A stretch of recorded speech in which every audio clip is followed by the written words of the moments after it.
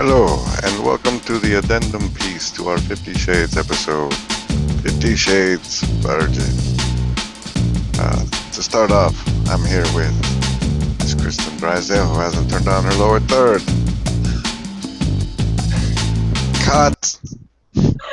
Oh no, I'm such a virgin. Let me just work on this now. Okay. Hello, and welcome to 50 Shades Virgin, our addendum episode. Today I have with me Kristen Drysdale. Say hello. Hello. First, I would like to confirm that you are in fact a 50 Shades Virgin, so have you ever had the entirety of 50 Shades of Grey inside you? No. Have you been exposed? Exposed to 50 Shades of Grey? Yes. You've Mm, heard of it? I've heard of it. There has been some exposure. Please describe your first exposure. Well, my cousin Jill started writing about it, gosh, I don't know, a couple years ago on Facebook. She would put out little posts, and I never really got too much into them because, I was looking for her posts about her kids in their soccer games. And I didn't know very much. But, over a couple of years of time, I started seeing this trend and just picking up little things here and there. But that's really it. Oh, and also there was this Steve Buscemi trailer parody. I didn't know it was a parody until today. That Aaron Segal, he rigged me into that. He got me to watch it. hmm So, Aaron slipped you a little bit of 50 Shades, but A little bit. okay. All right. Let's move on to the second question we have for you today. If someone asked you what 50 Shades was about, how would you respond? Uh, um, I would say that, well, I know, it starts off, or I don't know if it starts, but I know that there is, a female character who, she's like a recent college grad. She runs into a guy, like, that's wealthy, and he, I guess, like, sweeps her off her feet, sort of thing.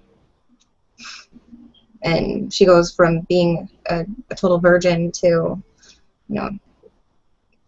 Not a total virgin. That's usually a one-night affair, actually.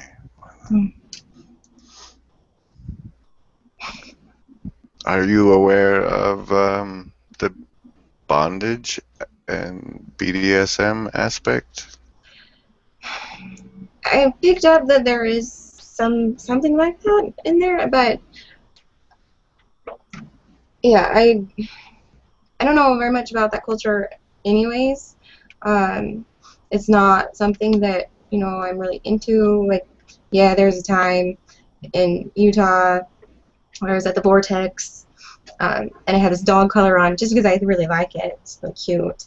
And this girl, like, wanted it, and she, like, was really weird. It was really strange. And we got into this huge fight over it, and I was like, step off, it's my dog collar.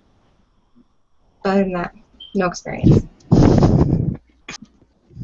So, is 50 Shades of Grey worth talking about? And if so, what makes it worth talking about? Is it worth talking about? Well, I guess anything is worth talking about if someone finds it worthy of talking about.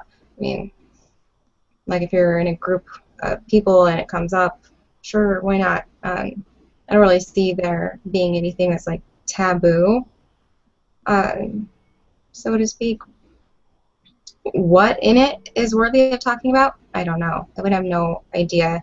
Um, One of the reasons why I have stayed away from it is because I've just heard, that the writing is terrible. So, like, why do I want to subject myself to that? I'm a person that I don't read stories anyways. Like, if it's historical, then I'll read it. I enjoy, like, biographies. Um, those are interesting to me. You prefer But truth to fiction?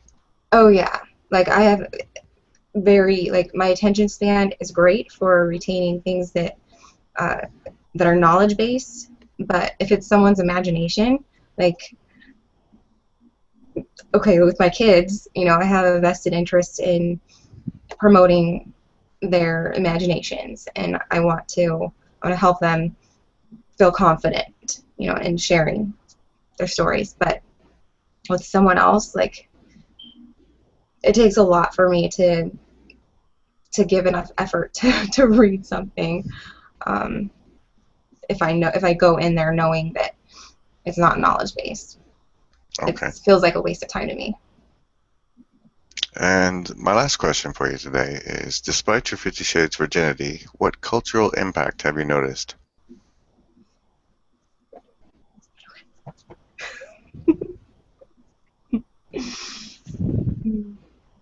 Well, I can just speak from what I've observed, and it seems like people are a little bit more maybe free, um, talking about things that they might want to explore with their partners. Um, I don't know. Since I'm the virgin and you've actually read it, how close am I to any of the answers that you guys gave today? Um, Fairly close. And it's completely unnecessary to read the book. All you need to know is to watch out for sexual predators who want to tie you up, and that we're coming to a stage in our evolution as humans where taboos are falling by the wayside and more is becoming permissible. I mean, there was a time when showing ankles was a problem, and in some countries it still is a problem. On the other hand, we're talking about uh, riding crops and handcuffs and all sorts of fun things. So just be aware of the direction our society is moving in and prepare yourself for what's out there. Prepare yourself. Yes, know that the person flirting with you may in fact want to tie you up. Unless you're into being tied up or curious and to explore being tied up. I mean, there's nothing wrong between two consenting adults tying each other up for pleasure, but you should be sure you're into that before you let someone, because once you're tied up, you're tied up. Exactly. Well, thank you for allowing me this opportunity um, to add in my little virgin self here. Thank you for letting me take it. Um,